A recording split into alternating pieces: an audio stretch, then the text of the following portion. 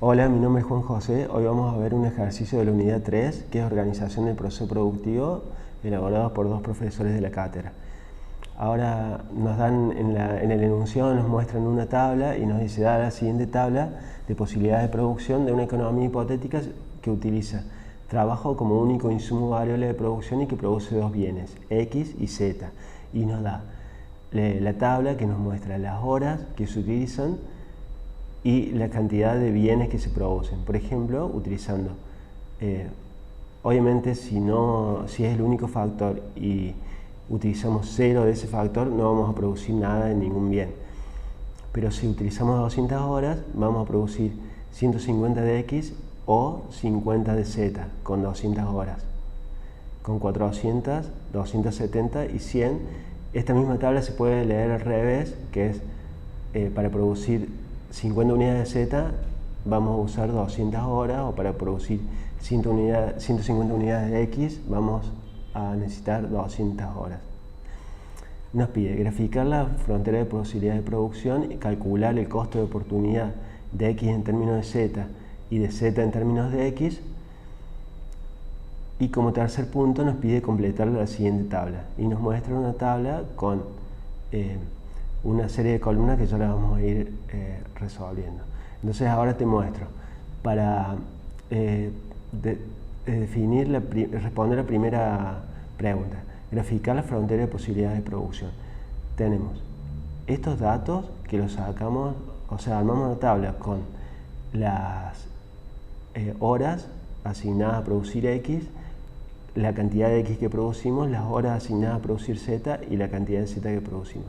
Acá, el dato adicional es que nosotros contamos con 1000 horas y las 1000 horas las vamos a utilizar siempre, de manera completa. O sea que si gastamos 200 horas en producir X, nos van a quedar 800 horas libres, pero no van a estar libres, sino que las vamos a usar en producir Z. Entonces así vamos como con todos el resto de las posibilidades. Siempre nos va la suma de este renglón 1000. Una vez definidas estas columnas, lo que vamos a hacer es completar la X y la Z, que para completarla también tenemos los datos en la tabla, porque en la tabla nos dice cuántas unidades de X producimos si utilizamos 200 horas y cuántas unidades de Z producimos si utilizamos 800 horas. Acá nos da con 200 horas de X, 150, con 200 horas para producir X son 150, y con 800 horas para producir Z, 200, 150 y 200. Esos dos números los llevas acá y nos va a dar 150 y 200, que son las cantidades. Bueno, y así completas toda la tabla. Después de esa tabla la vas a representar en un gráfico donde ponemos en un eje la Z y en otro la X, y es simplemente ir trasladando. Lo que vas a notar en este ejercicio en particular es que tiene la característica que la línea no es recta, no es que está mal dibujada acá, sino que simplemente no es recta. ¿Y por qué? ¿A qué se debe eso? Es que los aumentos no son proporcionales de los dos. Por ejemplo, nosotros hasta ahora hemos visto ejercicios donde nosotros aumentamos la cantidad de horas y la cantidad de producción se aumentaba en forma proporcional, como acá en Z.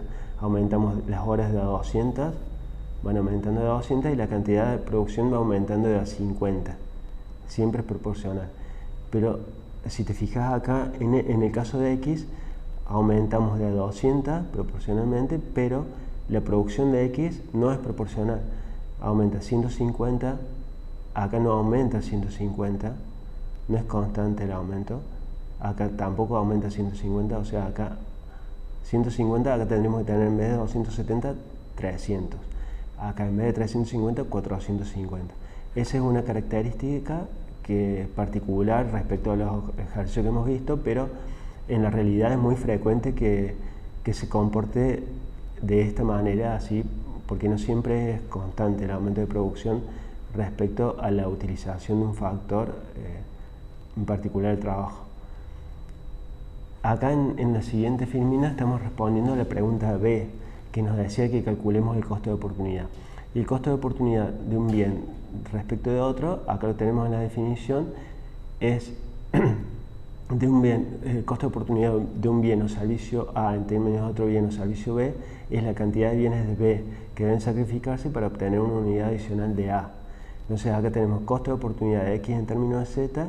La manera en que se calcula es cuánto disminuye Z dividido cuánto aumenta X. Y para el otro al revés, de Z en términos de X es cuánto disminuye X dividido cuánto aumenta Z. Para el primer renglón no lo vamos a calcular, porque no tenemos contra qué comparar anteriormente. Para el segundo renglón va a ser para el primero que vamos a hacer el cálculo, que decimos, bueno, ¿cuánto aumenta X en este renglón? Y nos vamos a X, tenía 0 y aumentó a 150.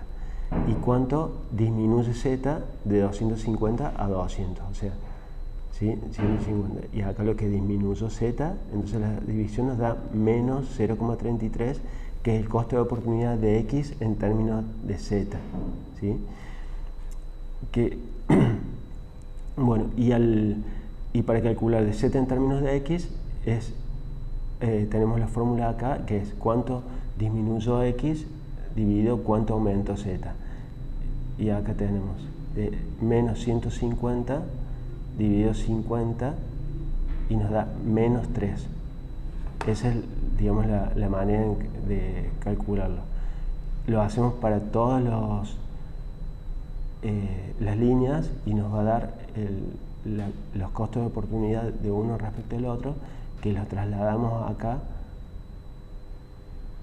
En la siguiente slide nos muestra la tablita que nos habían pedido en el punto C, que es completar los costos de oportunidad, lo tenemos.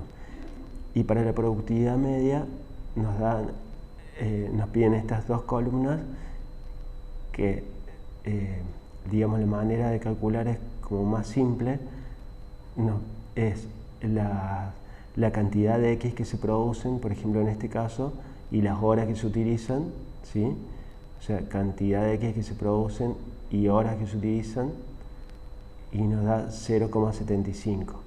Producto medio es el cociente entre el volumen de producción obtenido y la unidad de factor utilizado.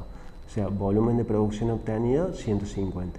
Unidad de factor utilizado, 200. Siempre se calcula independientemente, ¿sí? O sea, para cada renglón no hace falta prestarle ninguna atención al otro producto. En este caso, si estamos hablando de productividad media de X, no hablamos respecto a Z, sino simplemente de X, y tampoco hablamos del periodo anterior, simplemente nos situamos en ese renglón.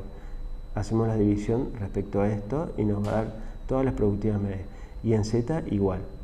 Y acá, acá vemos una vez más la diferencia, que nosotros en el resto de los ejercicios nos daban las productividades medias todas constantes, como en este caso de Z, y en este caso la productividad media ves que van bajando y que no es constante. Eso se debe también a que no era proporcional la cantidad de factores utilizados. Gracias.